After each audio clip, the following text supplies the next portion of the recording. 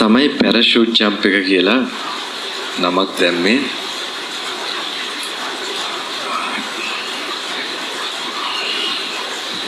මගේ ගුරු ස්වාමීන් වහන්සේත් එක්ක මේ විදියට උපදෙස් අරන් කරනකොට ස්වාමීන් වහන්සේ අන්තිමට වගේ දුන්න සූත්‍ර වගේක්. ඔබ තමයි කාලමාගමීය කියලා ඒක යටතේ උන්වහන්සේ එක එක ටයිටල්ස් යටතේ තේමාව යටතේ සූත්‍ර පෙළ ගස්සලා තිබ්බා. ඔය ඔකේ ප්‍රධාන කොටසක් තමයි මම පිංගුතුලට දැන් මේ රිට්‍රීට් එකේදී දුන්නේ.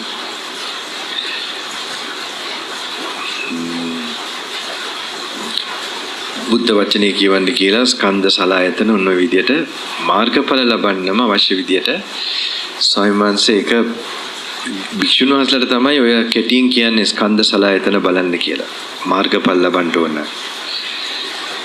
හැබැයි මට විස්තරාත්මකව මම උන්වහන්සේ ගත කරනකොට ඔහම වඩලා මේ අන්තිමට දුන්න පෙළක් තිබ්බා.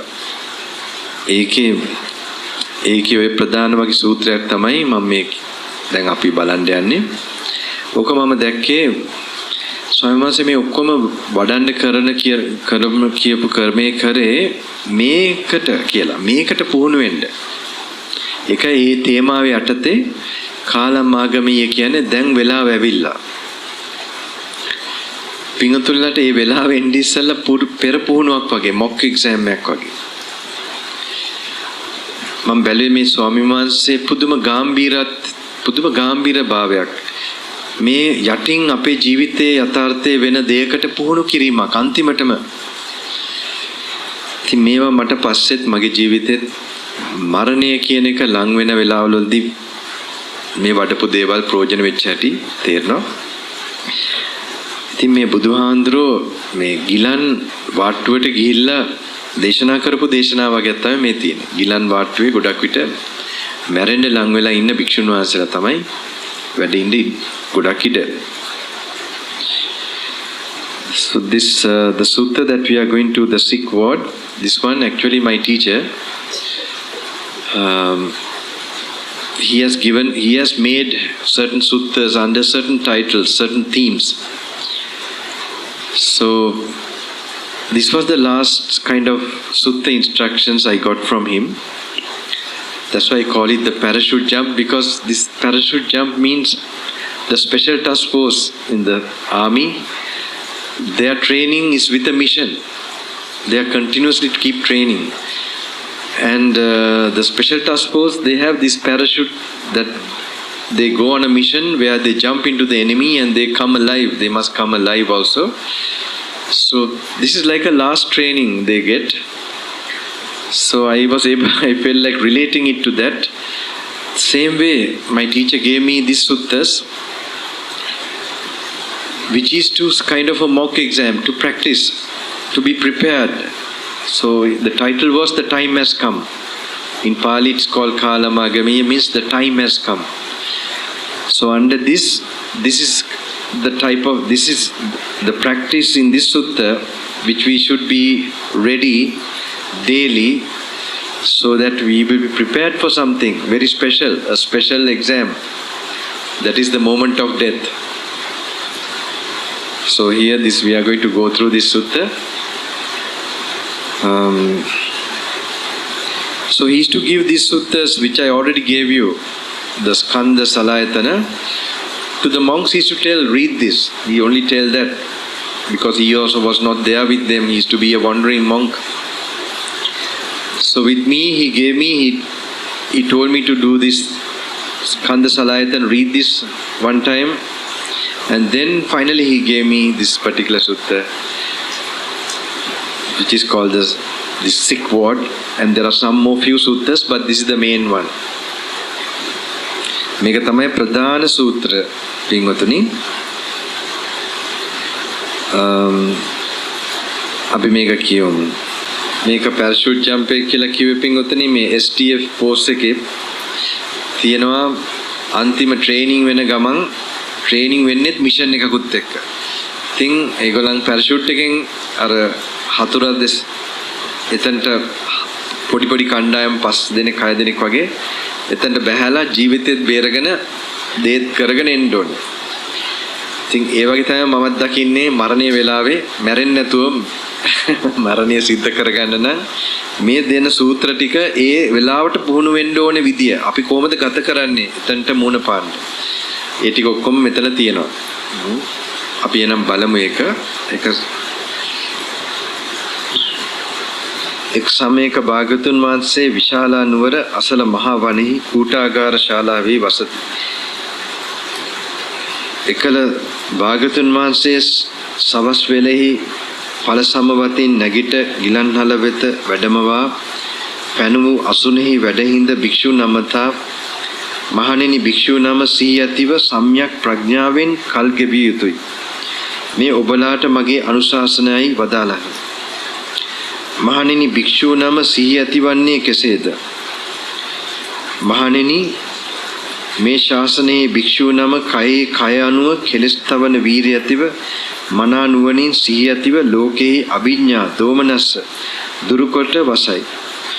වේදනාවල වේදනාව අනුව බලමින් සිතේ සිත අනුව බලමින් ධර්මවල ධර්ම අනුව බලමින් වාසය කරයි. මහණෙනි භික්ෂු නම මෙසේ සිහි ඇත්තේ වෙයි.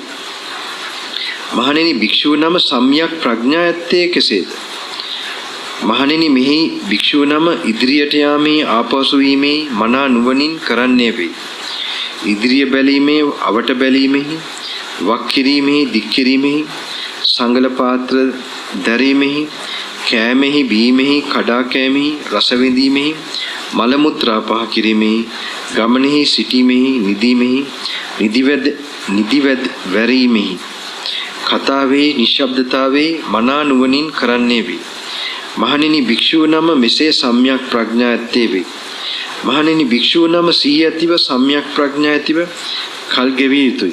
ඔබලාට මේ අපගේ අනුශාසනයි. මහණෙනි මෙසේ සිහි ඇති සම්‍යක් ප්‍රඥාවෙන් යුතු අප්‍රමාද කෙලස් තවන වීරිය ඇති නිවනට මෙහෙයු සිතින් වසන භික්ෂුව නමට සැප වේදනාවක් උපදී නම් මට මේ සැප වේදනාවක් උපන්නේය. ඒත් ප්‍රත්‍යකිනි ප්‍රත්‍යක් නැතිව නොවේ.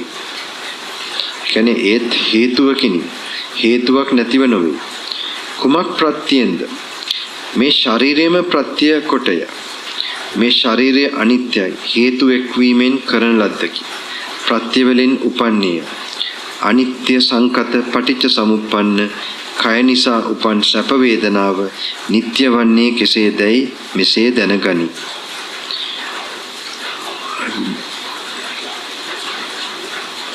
මේක ටිකක් හිමීට කල්පනා කරන්න පිළිගන්න. Bhikkhus, while a bhikkhu dwells thus mindful and clearly comprehending, diligent, ardent and resolute, if there arises in him a pleasant feeling, he understands thus, there has arisen in me a pleasant feeling. Now that is dependent, not independent. Dependent on what? Dependent on this very body. But this body is impermanent, condition, dependently arising. So when the pleasant feeling has arisen independent on a body that is impermanent, condition, dependently arisen, how could it be permanent? He dwells contemplating impermanence in the body and in pleasant feelings. He dwells contemplating vanishing, contemplating fading away, contemplating cessation, contemplating relinquishment. As he dwells thus, the underlying tendency to lust in regard to the body and in regard to pleasant feeling is abandoned by him.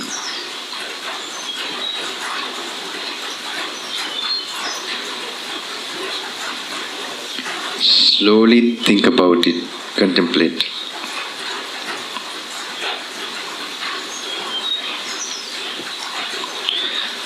සංකතයි පටිච්ච සමුප්පන්නයි කය නිසා උපන් සැප වේදනාව නිට්ටය වන්නේ කෙසේදයි මෙසේ දැනගනි. ඔහු කයෙහි සැප වේදනාවෙත් අනිත්‍ය අනුව බලමින් වසයි. වය අනුව බලමින් වසයි.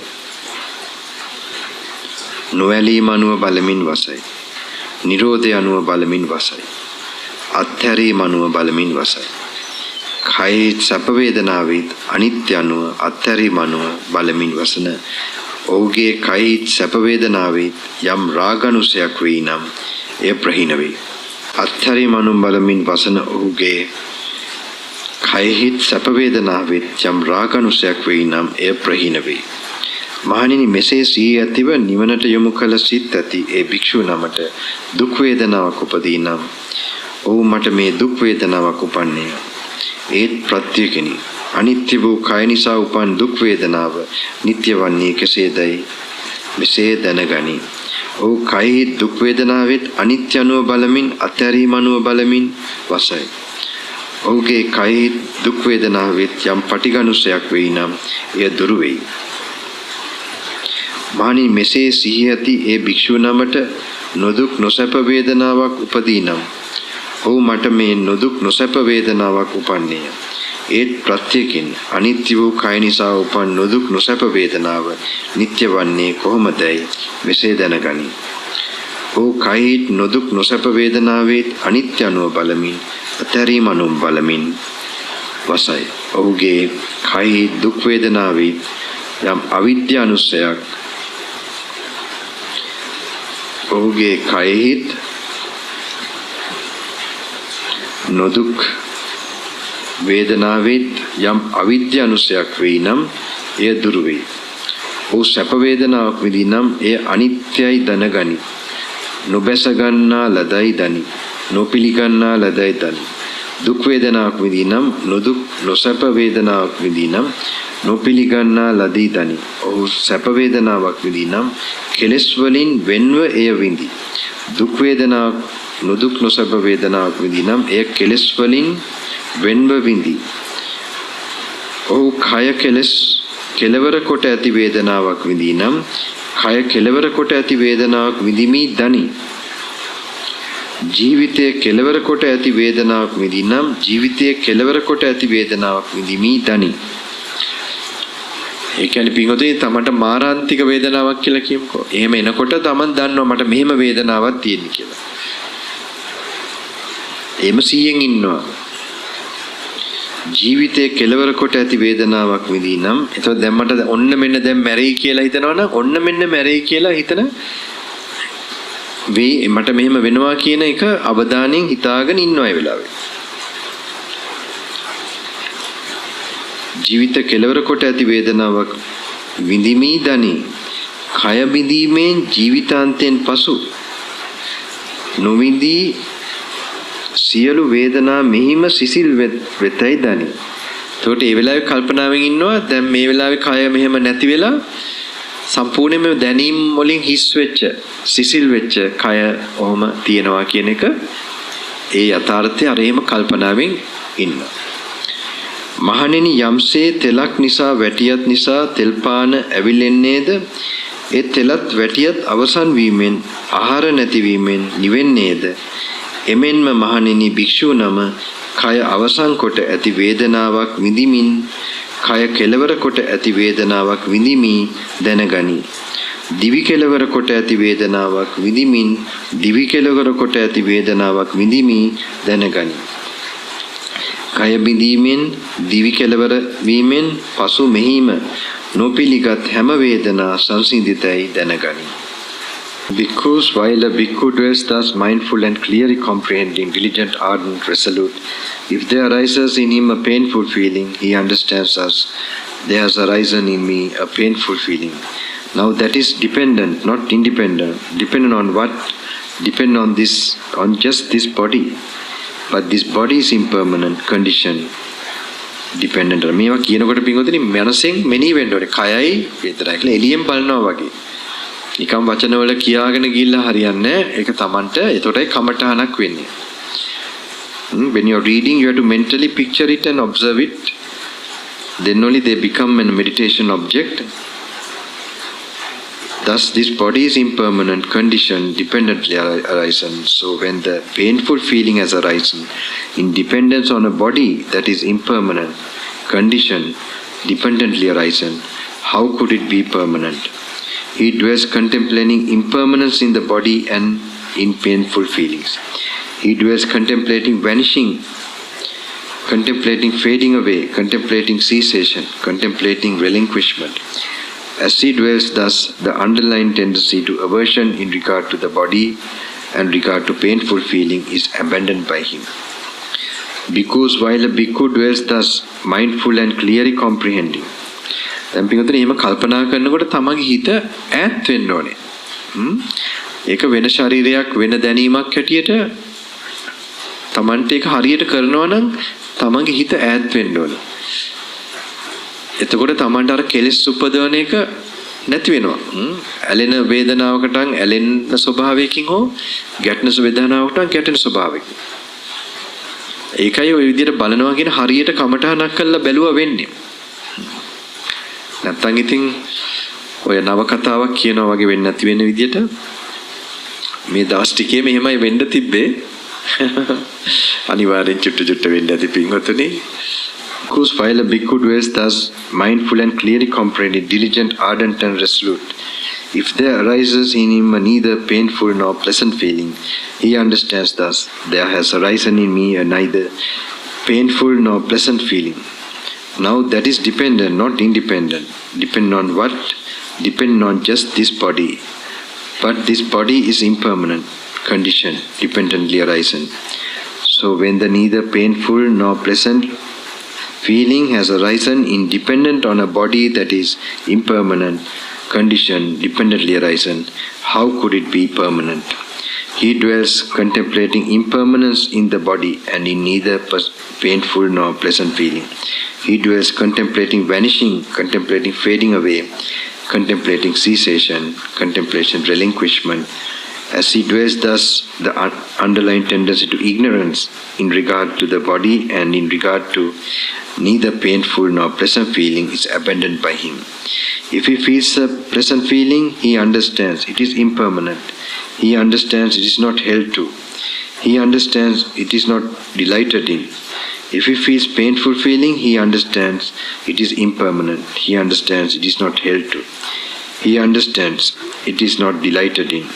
If he feels a neither painful nor pleasant feeling, he understands it is impermanent. He understands it is not held to. He understands it is not delighted in. If he feels a pleasant feeling, he feels it detached. So normally when you're actually looking at it like that, you must look at it like from outside. You must become distance. You must picture it in your mind, your own body and feelings. So he feels it detached. If he feels a painful feeling, he feels it detached. If he feels a neither painful nor pleasant feeling, he feels it detached. When he feels a feeling terminating with the body, he understands, I feel a feeling terminating with the body. That means he feels a deadly feeling. When he feels a feeling terminating with life, that means he will feel, oh, I'm about to die now, like I'm getting a feeling like I'm going to die now. He understands, he is mindful, I feel a feeling terminating with life. Like that, he is mindful, aware of the feeling he is having in that moment. He understands with the breakup of the body, following the exhaustion of life, all that is felt, not being delighted in, will become cool right here. He understands that he will not delight in these feelings, that these feelings will end from now, and that after this will be just empty with feelings, the body, it will be cool, it will be finished. So this is something you must, just as bhikkhus, an oil lamp burns independent on the oil and the wick, and with the exhaustion of the oil and the wick, it is extinguished through the lack of fuel. So too bhikkhus, when a bhikkhu feels a feeling terminating with the body and so on, he understands with the breakup of the body, following the exhaustion of life, all that is felt, not being delighted in, will become cool right here. සවැත්හිදී මහණෙනි වියත් පෘතජ්ජනයා මේ සතර මහා භූත වලින් හටගත් මේ ශරීරයේ කලකිරේ නොඇලේ මිදෙනු කැමැති වෙයි මග්නිසාද සතර මහා භූත වලින් හටගත් ශරීරයේ වැඩිමත් වැටීමත් ඇතිවීමත් නැතිවීමත් පෙනේ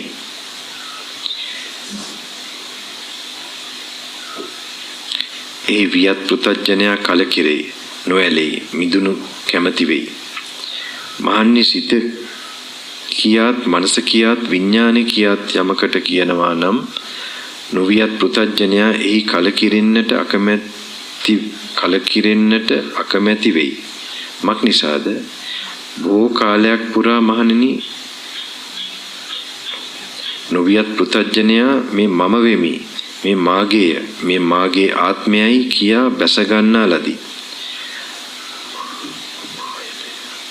මමායනය කරන ලදී, පරාමර්ශ කරන ලදී. එනිසා නොවියත් පෘථග්ජනයා එහි කලකිරෙන්නට, නොඇලෙන්නට, මිදෙන්නට අසමත් වෙයි. මහණෙනි, නොවියත් පෘථග්ජනයා සිත නොවේයි මේ සතර මහා භූතයන්ගෙන් හටගත් ශරීරය ආත්ම වශයෙන් ගැනීම හොඳය. මේ සතර මහා භූතයන්ගෙන් හටගත් ශරීරය ආත්ම වශයෙන් ගැනීම හොඳය. ඇයි?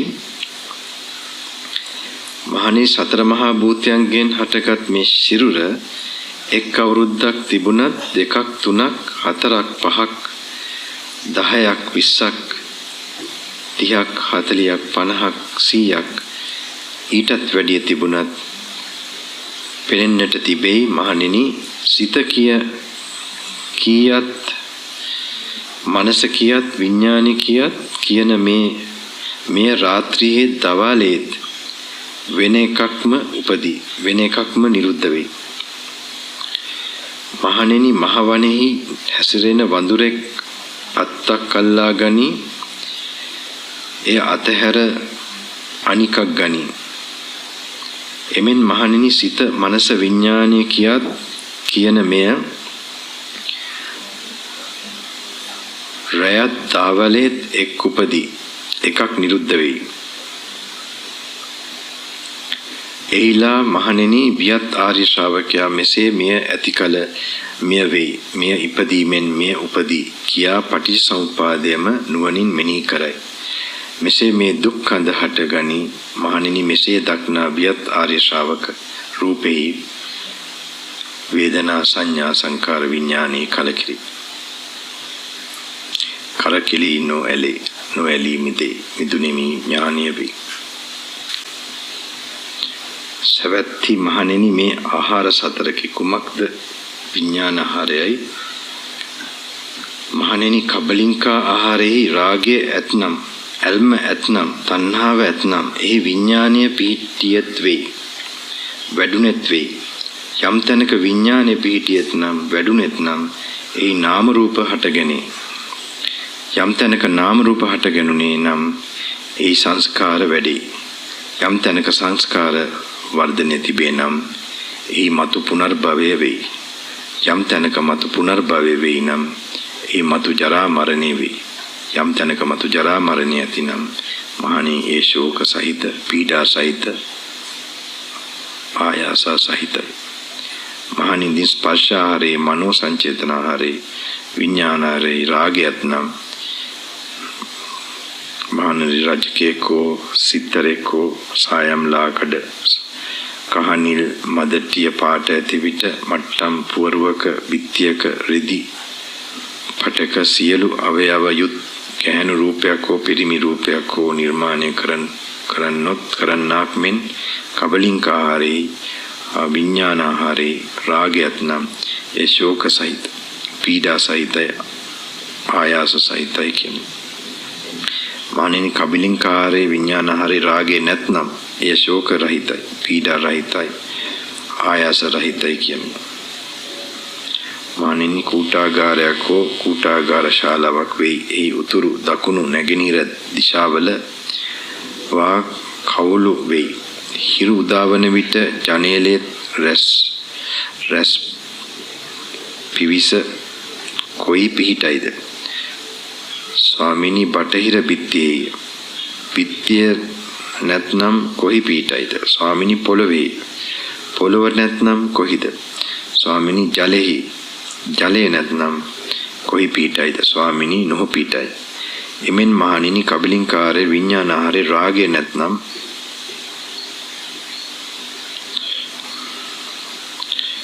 කබලින්කාරේ රාගය නැත්නම්, ඇල්ම නැත්නම්, තණ්හාව නැත්නම්, එහි විඥානය පීඨිය නොපීඨයි.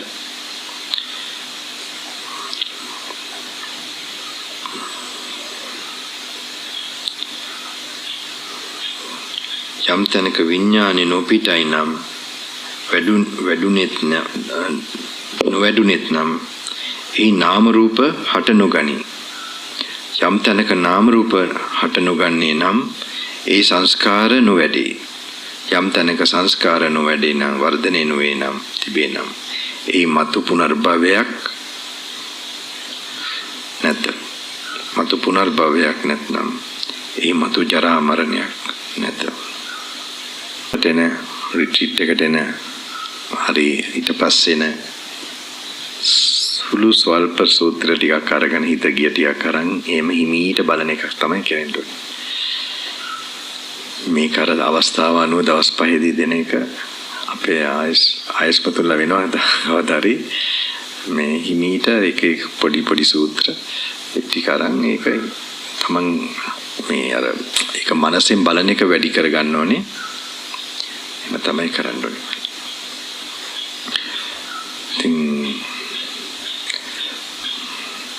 හැබැයි අල පිළිවෙල හරි වටිනවා. ස්කන්ධ වර්ගයේ සලආයතන වර්ගයේ ආයි හිමීට සක්මනට එම ඒ පුරුද්ද ගන්න එක වටිනවා. රූප වේදනා සංඥා හැටියටයි සලආයතන හැටියට.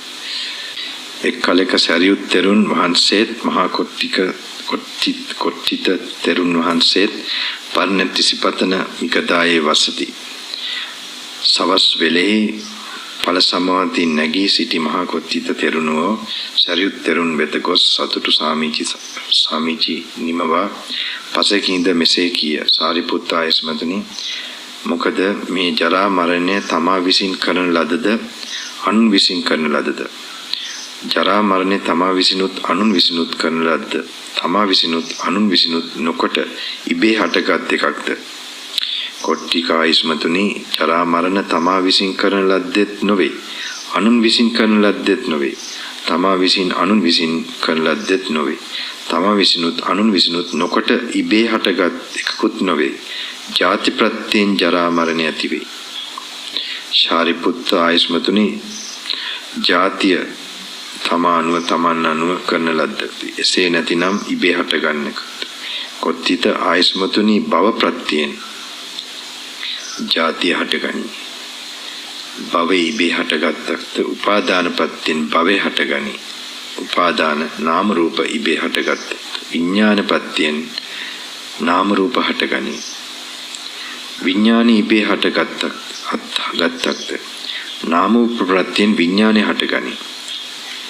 ශාරිපුත්ත ආයස්මතුනි, දැන් අපි විඥාන ප්‍රත්‍යයෙන් නාම රූප හටගනී, නාම රූප ප්‍රත්‍යයෙන් විඥාන හටගනී කියා මෙසේ සරියුත් ආයස්මතුන්ගේ කියමෙහි අර්ථය දනිමු. ශාරිපුත්තයන් වහන්සේ මෙසේ අර්ථය දත යුත්තේ කෙසේද? ආයස්මතුනි, එහෙමනම් ඔබට උපමාවක් කියමි. නුනැති පුරුෂයා උපමාවෙනුත් කී දෙයින් අර්ථය තේරුම් ගනිති. අන්‍යෝන්‍ය වශයෙන් ඇසුරු කොට ගත් නලමිටි දෙකක් වෙයි. එවැනි නාම රූප ප්‍රත්‍යයෙන් විඥානය වේ. විඥාන ප්‍රත්‍යයෙන් නාම රූප වේ. නාම ප්‍රත්‍යයෙන් සලආයතන වේ. මෙසේ මුළු මහත් දුක් සලආයතන ප්‍රත්‍යයෙන් පස්ස ප්‍රත්‍යයෙන් වේදනා. මෙසේ මුළු මහත් දුක් කඳෙහි හට ගැනීම වේ. එවත්නි එම නල මිටි වලින් එකක් ඉවත් කළහොත් අනික වැටේ. අනික ඉවත් කළ විට අනික වැටියයි. එමෙන් එවත්නි නාම රූප නිරෝධයෙන් විඥාන නිරෝධය වේ. විඥාන නිරෝධයෙන් නාම රූප නිරෝධ වේ. නාම රූප නිරෝධයෙන් පස්ස නිරෝධය වේ. මෙසේ මේ සියලු දුක් කඳෙහි නිරෝධය වේ. සාරිපුත්‍ර ආයස්මතුනි, ආශ්චර්යයි අද්භූතයි ආයුෂ්මත් සාරිපුත්‍රයන් වහන්සේගේ භාෂිතය සතිස් කරුණකින් අනුමෝදන් වේ. එවත්නි දින් භික්ෂු නම ජරා මරණේ කලකිරීම විරාගයේ නිරෝධය පිණිස බණ කියනවා නම් ධර්ම කතික භික්ෂු නමකයි කීමට සුදුසුයි. ඉදින් ජරා මරණේ කලකිරීමට විරාගයට නිරෝධයට පිළිපන්නේ නම් ධර්මානුධර්ම ප්‍රතිපදාව පිළිපන්නේ කයි කීමට සුදුසුයි. ඉදින් ජරා මරණේ කලකිරීමෙන් විරාගයෙන් නිරෝධයෙන් උපාදාන රහිතව මිදුනේ නම් මේ ආත්මෙදිම නිවන්